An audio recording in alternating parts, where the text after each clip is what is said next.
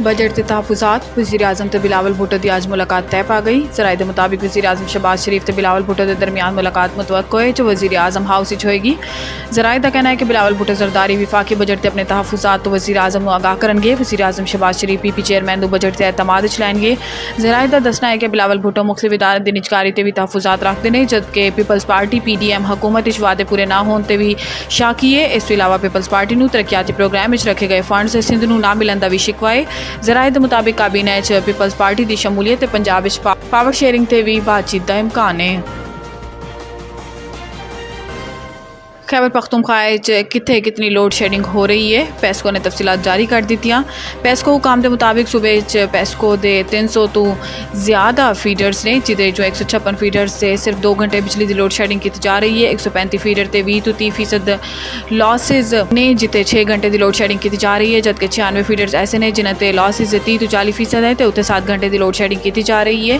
पेस्को इंतजामिया का दसना है कि 143 फीडर से 40 तो 60% तक लॉसिज ने तो उत्थे 12 घंटे लोड शेडिंग हो रही है। 157 फीडर्स से लॉसिज 60 तो 80% ने तो उत्थे लोड शेडिंग दौरानिया 16 घंटे है, जबकि 159 फीडर से लॉसिज 80% तो ज़्यादा ने जिसकी बिना ते 20 घंटे की लोड शेडिंग की जा रही है। तर्जुमान पेस्को का कहना है कि शहरी इलाका लोड शेडिंग दौरानिया 4 तो 6 घंटे, जबकि मुजाफाती इलाका 16 घंटे की लोड शेडिंग की जा रही है।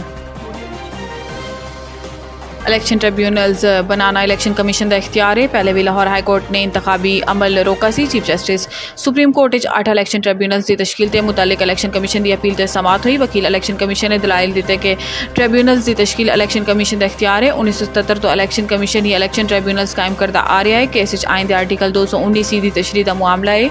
14 फरवरी को इलेक्शन कमीशन ने ट्रिब्यूनल्स की तश्कील तमाम हाई कोर्ट्स को खतूत लिखे तो जजिस के नामां की फहरिस्तां मंगियां।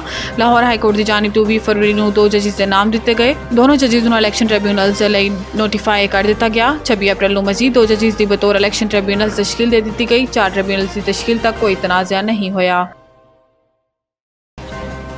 विफाक मरियम नवाज को पैसे दे रहा है तो सानू क्यों इंतवार न ला रखा है। शौकत यूसुफजई ने कहा है कि वज़ीर आला KP अली अमीन कन्नापुर ने धमकियां दित्तियां ते विफाक दे नाल मुज़ाकरात भी कीते ने। इन्होंने कहा है कि लोड शेडिंग के शेड्यूल से इतफाक हो जाता है लेकिन अमल दरामद नहीं होता। कानून आइन की बालादस्ती होनी चाहिए जो नज़र नहीं आ रही। वापडा मीटर रीडर नहीं रखे गए तो कि असी रखिए मीटर रीडर इन्होंने मेरे जिला शांगला के हल्का की 10 यूनियन कौंसल सिर्फ 2 मीटर रीडर ने। शौकत यूसुफजई का कहना है कि ऐसा नहीं होता कि सारा मलबा सूबाई हुकूमत डाल दिया जाए। खैबर पख्तूनख्वा 6300 मेगावाट बिजली पैदा करता है तो ज़रूरत 2600 मेगावाट है। सूबे को कदे 1800 कदे 2000 मेगावाट बिजली मिलती है। PTI रहनुमा ने मजीद किया कि खैबर पख्तूनख्वा के विफाक के जिम्मा 1600 अरब रुपए दे बकाया जाते हैं। विफाक सानू फंड्स किस तरह अदा करे, सानू सुबह चलाना है। मरियम नवाज आए दिन मनसूबा का इफ्तिताह कर रही है। पैसे कितों लेके आ रही है। विफाक ही मरियम नवाज को पैसे दे रहा है तो सानू क्यों दीवार नाल ला के रखा है।